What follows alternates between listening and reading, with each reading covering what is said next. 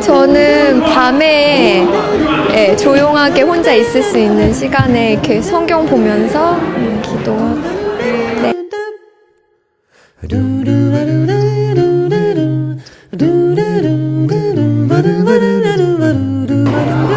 마이크 좀 가까이 대시고. 네. 잠깐. 집사님 주로 언제 기도하세요? 저는 큐티하고 성경 보고 나서 기도하고요. 또 가장 이른 시간에 기도할 때가 제가 가장 행복합니다. 예. 차 운전할 때 많이 하고 있는 것 같습니다. 아침에 말씀 묵상하고 큐티 끝나고 기도 시간에 주로 기도를 하고요. 네. 밥 먹기 전에 별로 안 하는 것 같은데. 학생 때 시험 볼 때 시험 전날 벼락치기 하는 것처럼 좀 어떤 일이 닥쳤을 때 이제 골방 들어가서 하죠. 잠자기 전에 기도해. 저요? 밥 먹을 때 합니다.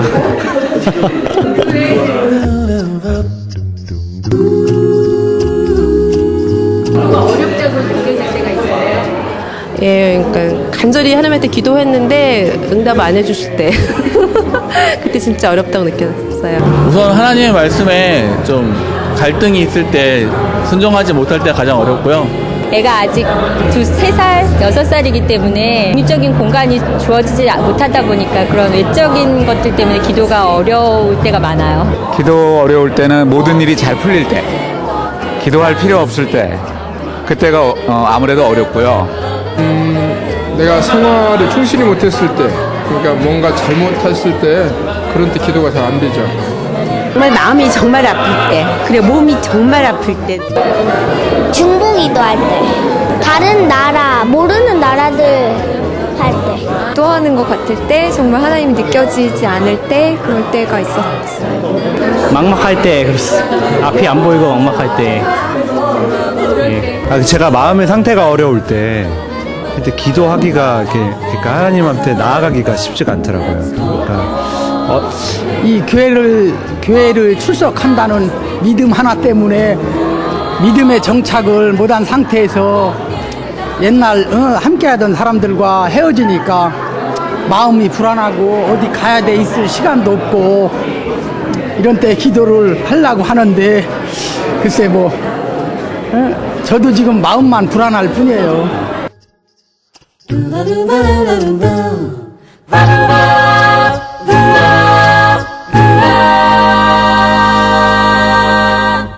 네, 여러분 언제 기도하세요? 네.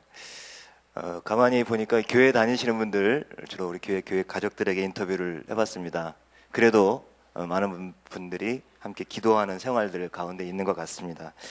하지만 교회 다니지 않는 분들도 사실은 그 대상이 더 달라서 그렇지 나름대로 기도라고 하는 어떤 형태를 가지고 막연하게나마 또 기도하고 있지 않나 그런 생각도 해봅니다.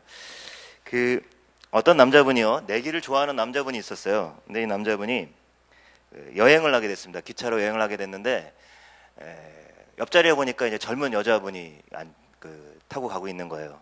이 내기를 좋아하니까 가만히 있을 수가 없어서 그 젊은 여자에게 우리 잠깐 게임이나 좀 하면서 갑시다. 지루한데 이렇게 제안을 했어요.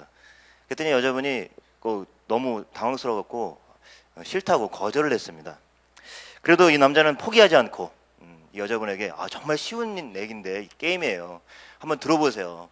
이 게임은 그냥 제가 질문을 했는데 서로 질문을 해갖고 질문에 답을 못하면 10,000원씩 주는 게임입니다.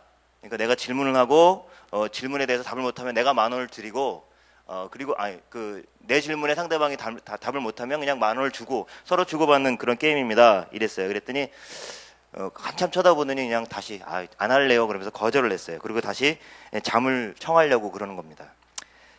그래도 포기할 수가 없어서 이 남자는 다시 제안을 바꿉니다. 당신이 대답을 못하면 내 질문에 당신이 대답을 못하면 10,000원을 나에게 주고 당신의 질문에 내가 대답을 못하면 당신한테 내가 50만 원을 주겠습니다. 이렇게 제안을 했어요. 가만히 보니까 이 남자가 이 질문을 포기할 것 같지 않아요. 게임을 포기할 것 같지 않아요. 그래서 또 50만 원이라는 돈이 굉장히 크게 느껴져서 그래요, 그럼 한번 하지요. 그랬어요. 그랬더니 이제 이 남자가 먼저 질문을 합니다. 달에서 지구까지의 거리는? 이렇게. 그랬더니 이 여자가 아무 말 없이 자기 지갑에서 10,000원을 꺼내 주었습니다. 그러고 나서 이 여자가 그에게 질문을 합니다. 언덕에 올라갈 때는 다리가 4개고 내려올 때 다리가 5개인 것은? 이 질문을 받는데 이 남자가 한참 동안 당황하는 거예요. 도무지 답을 알 수가 없어요. 그래서 뭐 친구들한테 전화도 해보고 뭐 자기가 가지고 노트북에서 막 꺼내서 뭐 인터넷으로 데이터도 뽑아보고 근데 안 되는 거예요. 그래서 50만 원을 어쩔 수 없이 주머니에서 50만 원을 내서 그 여자에게 줬습니다. 더 하시겠어요? 더 할 수가 없죠. 계속하면 돈이 나갈 것 같으니까. 그래서 그만두고 이제 고맙습니다 이렇게 여자가 말을 하고서는 잠을 청합니다.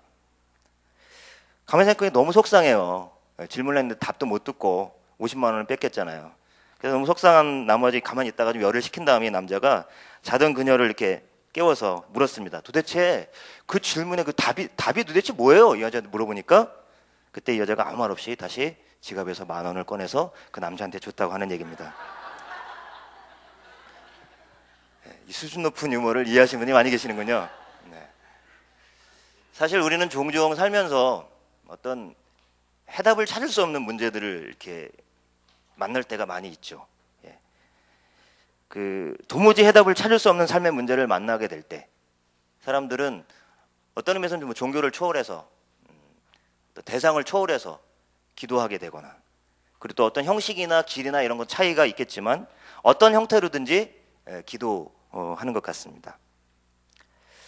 사실 사람들이 기도하게 되는 동기는 아까도 뭐 여러분들이 인터뷰 동영상을 통해서 말했지만 기본적으로 어떤 불안감, 두려움이죠. 자기의 삶에 해결할 수 없는 어떤 문제들을 만날 때입니다. 도무지 자신의 힘으로 해결할 수 없는 것 같은 삶의 문제들을 만나게 될 때 어떤 초월적인 존재를 자연스럽게 찾게 되고 그리고 거기서 위안을 얻고 어떤 해결책을 얻고 해답을 얻기를 원합니다. 사실 우리 그리스도인들도 크리스찬들도 사실 기도의 동기를 보면 별반 그렇게 다르지 않은 것 같습니다. 그렇죠? 그리고 우리가 어떤 기도를 시작할 때 기도를 배우시는 분들도 처음에는 다 이러한 어떤 삶의 문제를 가지고 나와서 하나님께 구하기도 하죠. 이렇게 기도의 문을 두드리면서 시작합니다. 그런데요, 사실 이 기독교 신앙에 있어서 기도의 동기는 결코 자기 자신의 문제만일 수 없습니다. 오히려 근본적인 기도의 동기라고 하는 것은 자신에게 있지 않고 우리 기독교 신앙에 있어서 기도의 동기는 자기 자신에게 있지 않고 하나님에게 있습니다. 다른 말로 표현해 보면 하나님을 좀 더 깊이 알아가는 데 있다고 하는 것이죠. 사실 이 성경에서 말하고 있는 이 알미라고 하는 단어는요, 우리가 뭐 열심히 뭐 공부해서 연구해서 뭐 네이버 지식 뭐 검색해서 뭐 이렇게 알아서 그런 아는 어떤 지식이 아니라 관계적인 암을 말하고 있습니다. 관계적인 암. 이게 어려운 얘기가 아니죠. 여러분 결혼하신 부부들 또 아이를 낳아본 부모님들 같은 경우에 가족들이 서로 이렇게 알아간다고 하는 것, 그렇죠? 특별히 부부가 남편이 아내를 알고 아내가 남편을 안다고 하는 이 신비로움, 이 친밀감, 이것이 바로 관계적인 알을 말합니다. 구약 성경에서는 이것을 야다라고 하는 말로 표현하고 있죠. 부부가 서로를 알고 있는 것. 만약에 여기 부부들이 계신데, 결혼하신 분들이 계신데 이 관계적인 암, 이 알미라고 하는 의미를 잘 모르신다고 한다면 결혼 생활을 다시 한번 생각해 보셔야 됩니다. 왜요? 이것이 굉장히 부부간의 관계 속에서 서로를 안다고 하는 것이 단순한 지식적인 차원에서 머문다고 한다면 굉장히 불행한 거죠. 이처럼 우리가 기도할 때 어떤 개인적으로 뭔가 이루기 위해서 혹은 뭔가 어떤 나의 두려움이나 어떠한 그 어려움들을 극복하기 위한 목적으로만 기도하게 된다면 우리 이렇게 기도합니다. 그리고 이거 기도해야 합니다. 그리고 이 기도에 하나님께서 응답을 하세요. 분명하게 응답하십니다. 물론 우리의 마음에 맞게 꼭 들어맞게 응답하시지 않을 때도 있으시지만 응답하십니다. 하지만 이러한 개인적인 나의 어떤 목적을 이루기 위한 그러한 것으로만 기도를 하게 된다면 우리는 진정한 기도의 핵심으로부터 멀어지게 됩니다. 즉 하나님을 정말 친밀하게 경험하고 그분을 아는 데까지 나가는 통로, 그 통로가 바로 기도인데 그 통로를 우리가 잘 찾지 못하게 된다는 것이죠.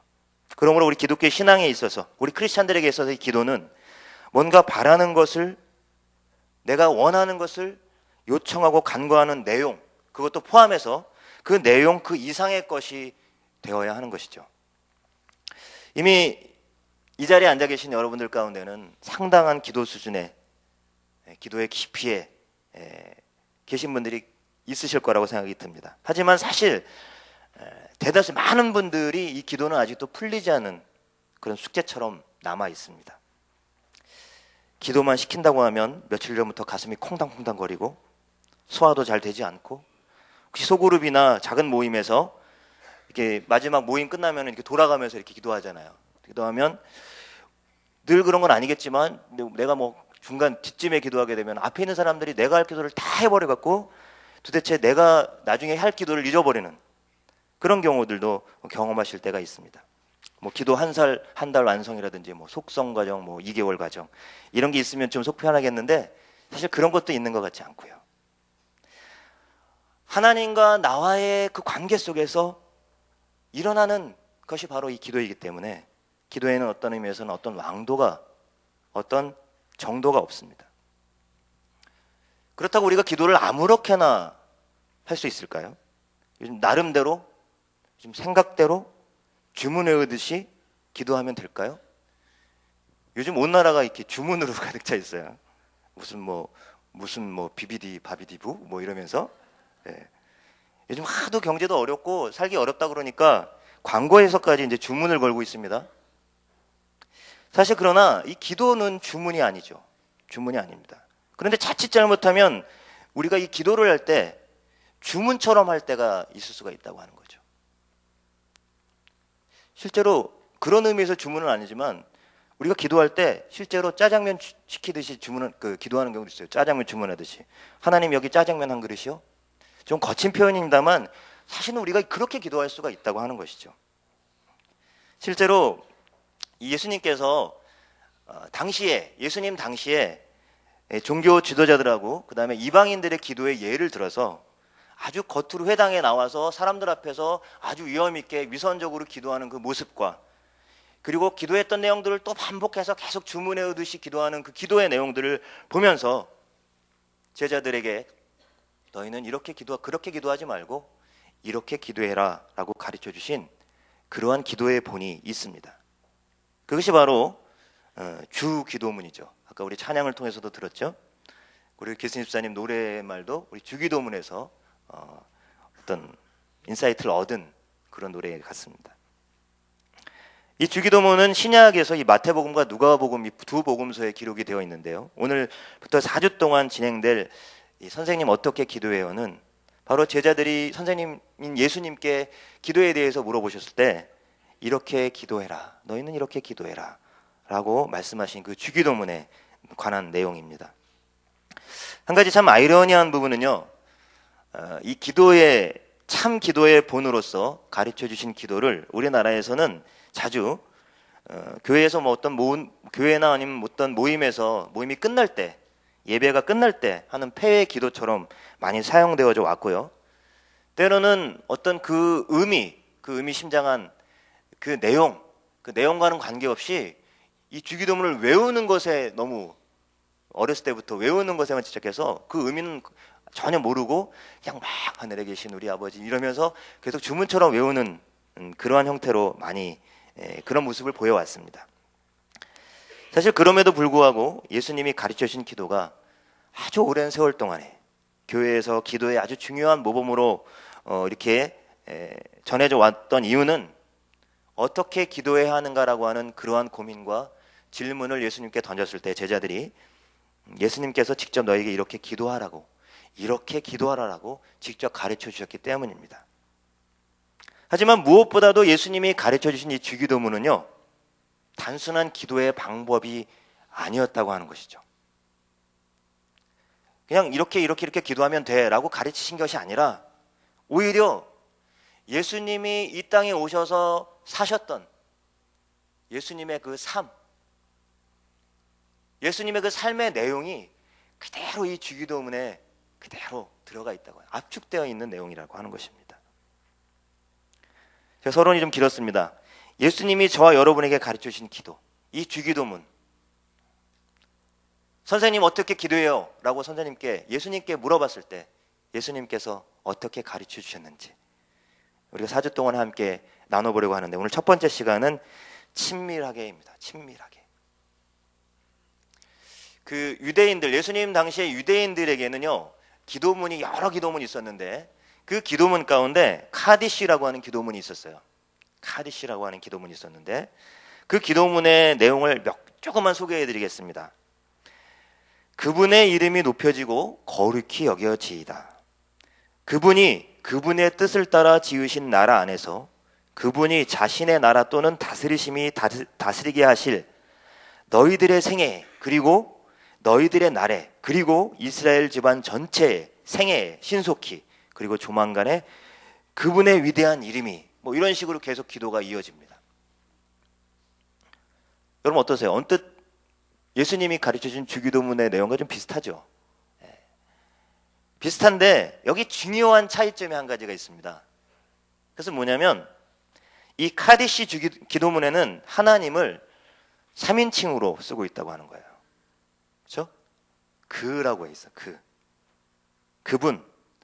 그러나 예수님이 가르치신 주기도문은 하나님을 뭐라고 부르죠? 아버지라고 부릅니다. 근데 이게 정확한 표현은 아니에요. 우리말로는 아빠라고 하는 거죠. 아빠. 하나님, 아빠. 오늘 이 주기도문 첫 번째, 예수님께서 가르쳐주신 기도의 첫 번째, 이렇게 기도하라고 했던 내용의 가장 처음에 어떤 내용이 나오냐면 하늘에 계신 우리 아버지요 라는 그런 내용으로 기도가 시작이 됩니다. 사실 이 아버지라는 말, 이 아버지란 말은 뭐 아버님 뭐 이런 뜻이 아니에요. 어린아이가 하는 그 아빠. 사실 요즘 우리 가정에서는 이 아빠를 많이 잃어버린 것 같아요. 그렇죠? 한 가지 동화가 있습니다. 한 고목나무 구멍에 다람쥐 가족이 살고 있었대요. 그들이 참 가난했지만 행복하고 단란하게 살았다고 합니다. 어느 날 이 남편 다람쥐가 이 가족들을 불러놓고 좀 아내에게 이렇게 말을 합니다. 비록 숲속의 다른 동물에 비해서 우리가 가난하지만 우리 가족의 행복을 위해서 내가 열심히 일할게. 이렇게 말을 하고서는 이 다람쥐, 남편 다람쥐는 열심히 일을 했습니다. 해 뜨기도 전에 나갔다가 밤늦게 지친 몸으로 귀가했습니다. 남편 다람쥐는 뒤를 보지 않고 앞을 향해서 열심히 달려서 열심히 일해서 이 다람쥐 가정은 결국은 숲에서 가장 잘 사는 그런 가정이 되었습니다. 그런데 어느 날 이 아내 다람쥐가 밤늦게 아이들이 다 자고 있는데 밤늦게 귀가할 때 이 남편 다람쥐에게 이렇게 하소연합니다. 여보, 당신이 너무 늦게 들어오고 없으니까 너무 가정이 쓸쓸해요. 애들도 당신을 너무 보고 싶어해요. 당신 정말 우리를 사랑하는 거 맞아요?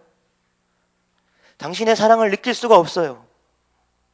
그때 이 남편 다람쥐는 버럭 화를 내면서 도대체 이게 무슨 소리야? 여태껏 내가 뼈 빠지게 고생한 이유가 뭔데? 나 하나 잘 되자고 그런 줄 알아? 다 당신과 아이들을 위해서야. 이렇게 큰 소리를 내서 화를 냈습니다. 이런 남편 다람쥐의 큰 소리에 아기 다람쥐가 잠에서 깨어납니다. 오랜만에 아빠의 얼굴을 보고 제일 큰 아이가 동생들을 불러놓고 이렇게 말합니다. 야, 얘들아, 잘 봐. 저분 굉장히 좋으신 분이야. 열심히 일하셔서 우리가 가진 거 다 저분이 다 사주신 거야. 그 얘기를 듣고 막내 다람쥐가 말합니다. 아, 그래? 형, 그럼 저분에게 우리 아빠를 좀 사달라고 그러자. 여러분, 우리 시대의 가장들의 슬픈 자아상이 느껴지는 이야기인 동시에 진정한 행복이 뭔가 하는 그런 생각을 하게 하는 이야기입니다. 하지만 제가 오늘 이 이야기를요, 기도라고 하는 관점에서 잠깐 살펴보면 사실 뭐든지 다 제공해주는 아빠와 함께 살았지만, 그런 남편과 함께 살았지만 정작 그 아빠를 아빠로 알아보지 못하는 아기 다람쥐의 이야기는 어딘지 남의 이야기 같지 않다고 하는 것이죠. 요아킴 예레미야스라고 하는 신학자가 그의 예수 연구를 통해서 예수님이 그 하나님을 부르실 때 그 당시에 예수님이 쓰던 그 말, 예수님은 이 아람어라고 하는 말을 쓰셨대요. 아람어. 근데 이 아람어에서 이 아빠라고 하는 말, 아빠라고 하는 말은 실질적으로 이 어린아이가 아빠 하고 부르는 그 표현이었다고 합니다. 그래서 예수님은 바로 이 아빠라고 하나님을 불렀다는 거예요. 물론 구약 성경에도 이 하나님을 아버지라고 표현하는 곳은 많이 있습니다. 그러나 이처럼 아빠라는 표현, 친근하게 친밀하게 가서 아빠라고 부르는 이 표현은 예수님만의 독특한 표현이셨다는 거죠. 그런데 더욱 놀라운 것은 예수님이 제자들에게 기도를 가르치실 때 제자들에게도 하나님을 아빠라고 부르라고 이렇게 가르치셨다는 겁니다. 아빠. 예수님이 하신 비유의 이야기 가운데 가장 길고 유명한 이야기는 바로 잃어버린 아들에 대한 이야기죠. 아마 우리 교회에서 이 본문만큼 많이 인용된 그런 말씀도 없는 것 같아요. 아버지의 마음을 많이 담은 이야기잖아요. 재산을 분배받아 멀리 집 나가서 그것을 다 탕진하고 결국엔 나중에 돌아온 아버지의 품으로 돌아온 그 아들에 대한, 작은 아들에 대한 이야기죠. 여러분, 이 이야기가 보여주는 것이 뭡니까? 하나님은요, 이웃집 아저씨가 아니라는 거예요. 하나님은 바로 아빠, 아버지라는 사실이에요. 아들이 아버지를 인정하지 않아도 아버지는 끝까지 신실하다라고 하는 그러한 이야기예요. 우리가 기도할 때 제일 중요한 것은 이처럼 하나님이 저와 여러분의 아빠라고 하는 사실을 잊지 말아야 한다는 겁니다. 아빠, 아빠라고 부르는 거, 이것이죠. 필립 얀시라고 하는 기독교의 유명한 저작가가 있죠. 내가 알지 못했던 예수라고 하는 책에서 자신이 만난 한 남자에 관한 이야기를 소개하고 있어요. 어느 날 오후엔가 시카고의 한 식당에 앉아 낙심한 남자의 이야기를 듣던 때가 생각난다. 그 남자는 자신의 방탕한 아들 이야기를 하고 있었다. 그의 아들 제이크는 일자리를 얻을 수가 없었다. 그는 술과 마약으로 돈이란 돈은 다 날렸다. 그는 집에 거의 전화하지 않았으며 부모에게는 크나큰 슬픔만 안겨줬다. 그의 아버지가 내게 털어놓는 그 한탄의 심정은 예수가 예루살렘을 향해 외쳤던 탄식과 다르지 않았다. 그것은 어찌해 볼 수 없음이라는 말로 설명될 수 있을까? 제이크의 아버지는 말했다. 그 아이를 돌이킬 수만 있었으면, 그 아이를 내가 보호해주고 그 아이를 내가 얼마나 사랑하는지 보여줄 수만 있으면, 이렇게 말하면서 그는 복받치는 감정을 다스리느라 잠시 숨을 고른 후에 말을 이었다. 그런데 이상한 건 말이죠. 그 아이가 아무리 나를 거절해도 그 아이에 대한 내 사랑은 깊어만 간다는 거예요. 말썽 없이 잘 살아주는 다른 새 아이들보다 그 애 하나에 대한 사랑이 더 중요하단 말이에요. 이상하지 않아요? 사랑이란 원래 그런 건지. 여러분, 우리가 앞이 보이지 않고 희망이 없어 보이고 도무지 살아갈 이유와 삶의 목적이 무엇인지 묻고 싶을 때 성경이 우리에게 주는 답변은 바로 이것입니다. 하늘에 계신 아빠, 아버지께서 우리를 아직도 기다리고 계신다라고 하는 것이죠. 아버지께서 우리를 기다리고 계신다고 하는 이 사실이 우리가 살아가야 될 이유가 됩니다. 아버지께서 우리를 기다리신다고 하는 이 사실이 이웃과 형제 자매를 사랑하고 용서하고 섬겨야 될 이유가 됩니다. 아버지께서 우리를 기다리고 계신다는 이 사실이 이 세상을 포기하지 않고 하나님 아버지가 창조하신 모든 피조물들의 회복을 위해서 우리가 각자의 삶의 자리에서 힘쓰고 애쓰며 살아야 될 이유가 되는 것이죠. 이렇게 우리가 하늘에 계신 우리 아버지, 하나님을 아빠라고 부를 때 우리는 그 하나님과 특별한 교제의 관계에 머물러 있게 됩니다. 그 교제 안에는 하나님을 아빠라고 부르는 형제와 자매들도 포함이 됩니다. 우리가 이 자리에서 하나님을 아빠라고 함께 부를 때 여러분 우리는 함께 형제와 자매가 되는 거잖아요.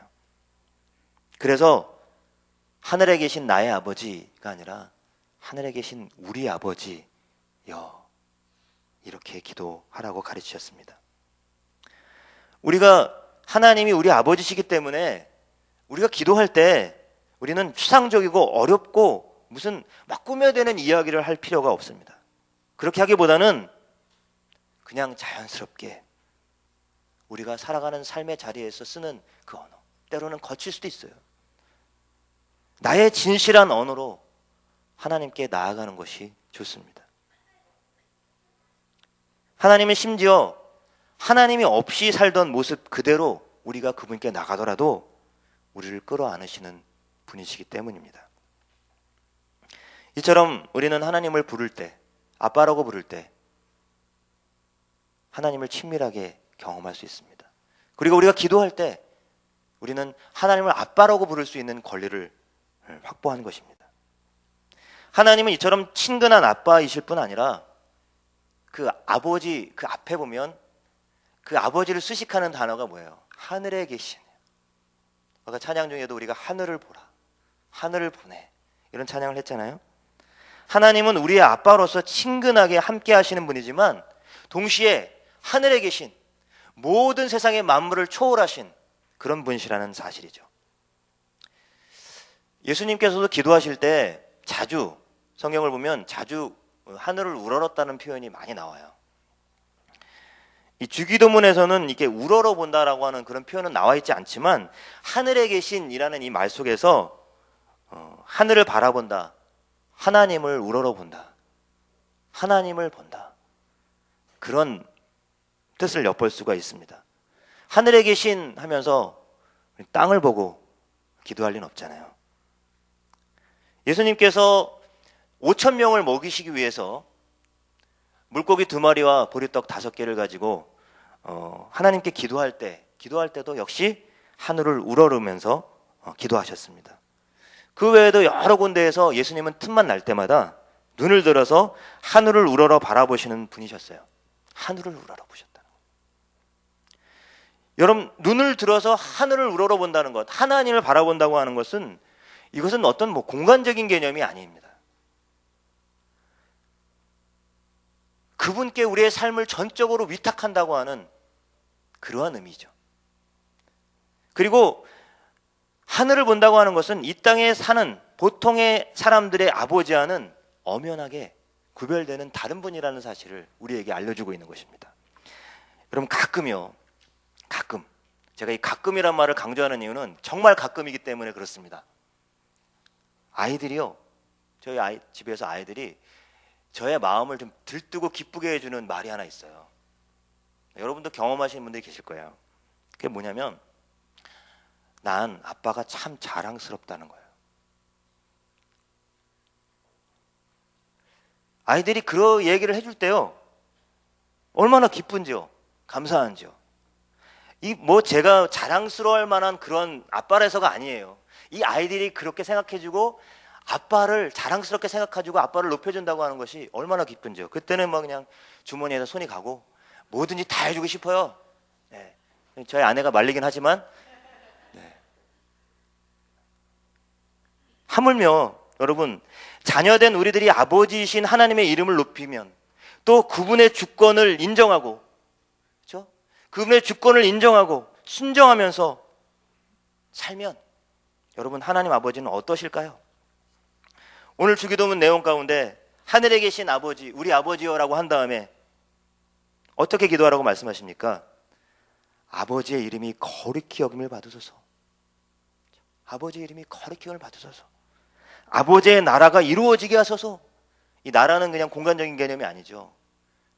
아버지의 주권, 아버지의 다스림이 이루어지게 하소서. 내 삶에 이루어지게 하소서. 아버지의 뜻이 하늘에서처럼 이 땅에서도 이루어지게 하소서. 이렇게 기도하는 것입니다.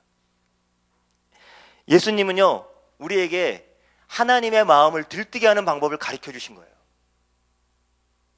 그렇죠? 하나님이 뭐가 부족하신 분이 아니에요. 하지만 자녀가 아버지의 이름이 높여지는 것을 바라고 그것을 자랑스러워하듯 우리가 기도할 때 먼저 하나님 아버지의 이름이 이 세상 가운데, 그렇죠? 이 세상 가운데 거룩히 여김을 받고 높임을 받는 것을 기뻐하신다는 겁니다. 우리를 돌아볼 필요가 있습니다. 여러분, 우리를 통해서 정말 하나님의 이름이 높여지고 있습니까? 우리를 통해서 예수 그리스도의 이름이 이 땅에서 높여지고 있습니까? 우리를 통해서 성령님의 이름이 이 땅에서 역사하고 있습니까? 오늘날 우리 아버지 되신 하나님의 이름은, 이 예수님의 이름은, 성령님의 이름은 과연 이 세상에 영향력을 가지고 있습니까? 혹시 우리가 너무 이 교회라고 하는 울타리 안에 그분의 이름을 가두고 있지는 않습니까? 그렇기 때문에 예수님은 우리에게 더더욱 우리 자신의 이름이 아닌, 이 교회의 이름이 아닌, 때로는 어떤 목사님의 이름이 아닌 하나님의 이름을 높이기 위해 기도하라고 말씀하고 있는 것입니다. 자기의 이름이 아닌 하나님의 이름을 높인다는 것은 결국 하나님의 뜻을 온전히 구하는 것입니다. 하나님의 뜻을 온전히 구하는 거예요. 여러분, 예수님이 어떻게 하셨습니까? 십자가를 앞에 두고 예수님께서 겟세마나라고 하는 그런 동산에서 하나님께 기도하셨습니다. 그때 예수님에게도 삶에 대한 고뇌와 집착이 있었음을 발견할 수가 있습니다. 아버지, 아빠, 할 수만 있으면 이 잔을 내게서 좀 지나가게 해주세요. 할 수만 있으면 이 잔을 나에게서 지나가게 해주세요. 십자가가 너무 무거워요. 자, 여기까지는 나의 뜻, 예수님의 뜻, 그렇죠? 자신의 뜻이었어요. 피가 땀이 될 정도로 처절하게 몸부림을 치셨습니다. 그러나 어떻게 하셨어요? 예수님은 자신의 뜻을 구하지 않으셨죠? 나의 뜻대로 하지 마시고 아버지, 아빠의 뜻대로 하세요. 여러분, 이 일이 어떻게 가능합니까? 하늘을 우러러보지 않고는 가능하지 않은 일이죠. 하나님께로부터 오는 소망과 그 확신을 가지지 않으면 가능하지 않은 일입니다. 하나님을 아빠로 내 아빠야 라고 신뢰하지 않으면 가능하지 않은 일이죠. 엘리 위젤이라고 하는 분이 그의 책에서 이런 내용을 소개하고 있습니다. 어떤 사람이 사람 노릇과 하나님 노릇 중에 어느 편이 힘들까 하나님과 논쟁을 했대요. 근데 하나님이 기침을 한번 하시면서 하나님 노릇이 더 힘들지 이렇게 답변했습니다. 그러시면서 나는 온 우주 은하계 별들을 신경 써야 한단다. 인간인 그대야 식구와 직장밖에 신경 쓸 게 더 있겠냐. 그때 사람이 대답합니다. 그야 그렇죠. 하지만 하나님께서는 무한한 능력과 시간과 능력이 계시잖아요. 문제는요, 일을 해내는 것 자체가 아니라 한정된 능력과 짧은 인생살이 동안 그것을 우리가 해야 한다는 것이지, 그게 정말 힘들거든요. 그때 하나님이 대답합니다. 도대체 그대는 자기가 무슨 말을 하고 있는지 모르는군. 하나님으로서는 상상할 수 없이 힘든 일이야. 그러자 사람이 말합니다. 하나님은 어떻게 그렇게 자신 있게 말씀하실 수가 있으세요? 하나님은 사람 노릇을 해본 적이 없고 저는 하나님이 되어본 적이 없는데요. 하나님, 그렇다면요, 우리가 딱 1초 동안만 자리를 바꿔보면 어떨까요? 그러면 서로의 입장을 피차 알게 되지 않을까요? 딱 1초만이요. 1초만 그렇게 바꾼 다음에 바꾸면 되죠, 뭐. 그래서 하나님은 좀 내키지는 않지만 결국 사람의 제안을 받아들여서 하나님과 사람이 서로 역할을 바꾸게 되었다고 합니다. 하지만 일단 하나님 자리에 앉은 그 사람은 그 후로 그 자리를 내주려 하지 않았고 하나님을 밀어내고 이 세상의 통치자가 되었다는 이야기입니다. 여러분 어떻습니까? 실제로 틈만 나면 우리는 우리의 삶 속에서 하나님의 자리를 밀어내고 우리 자신을 높이려고, 나 자신의 이름을 높이려고 하는 삶의 모습을 갖고 있지는 않습니까? 이제 이렇게 뒤바뀐 자리를 다시 제자리로 돌리기 위해서 우리는 예수님이 가르쳐 주신 대로 기도하며 예수님이 기도하신 것처럼 살아갈 수 있어야 하겠습니다. 여러분 저를 따라서 한번 기도하시겠습니까? 하늘에 계신 우리 아버지요. 하늘에 계신 우리 아버지요. 아버지의 이름이 거룩하게 여김을 받으소서. 아버지의 나라가 이루어지게 하소서. 아버지의 뜻이 하늘에서처럼 이 세상에서도 이루어지게 하소서. 아버지의 뜻이 하늘에서처럼 이 세상에서도 이루어지게 하소서. 여러분, 이 기도가 저 여러분의 삶의 기도가 되길 원합니다. 그래서 우리가 하나님을 친밀하게 만나고, 친밀하지만 그 하나님이 온 우주 만물을 초월하신 그 만왕의 왕되심을 우리가 기억하며 그분의 이름을 높여드리는 그러한 삶, 그러한 기도가 바로 저와 여러분의 기도가 되기를 원합니다. 함께 기도하겠습니다. 이 시간 우리가 마음으로 드리는 예배에 함께 참여하시면서 내가 기도했던 삶의 모습들, 내가 살아가면서 기도했던 모습들은 과연 어떤 것인지 한번 돌이켜 보시기 바랍니다. 우루과이의 한 성당에 보면 이런 주기도문이 있습니다. 하늘에 계신 하지 말라. 세상 일에만 빠져 있으면서. 우리 하지 말라. 너 혼자만 생각하며 살아가면서. 아버지 하지 말라. 아들 딸로서 살지 않으면서. 아버지의 이름이 거룩히 빛나시며 하지 말라. 자기 이름을 빛내기 위해서 안간힘을 쓰면서. 아버지의 나라가 오시며 하지 말라. 물진 만능의 나라에 살면서. 아버지의 뜻이 하늘에서와 같이 땅에서도 이루어지소서 하지 말라. 내 뜻대로 되기를 기도하면서. 여러분 어떻게 기도하고 계십니까? 이 시간 하나님 앞에 하나님을 아빠라고 부를 때 우리에게 어떤 일이 일어날지, 그 아빠가 하늘에 계신 아버지임을 우리가 인정할 때 우리는 어떤 삶을 살아야 할지, 이 시간 하나님 앞에 나아가면서 여러분 마음으로 드린 예배 주보에 나와 있는 종이에 함께 참여하시고 다음 주에 함께 또 나눌 수 있으면 좋겠습니다.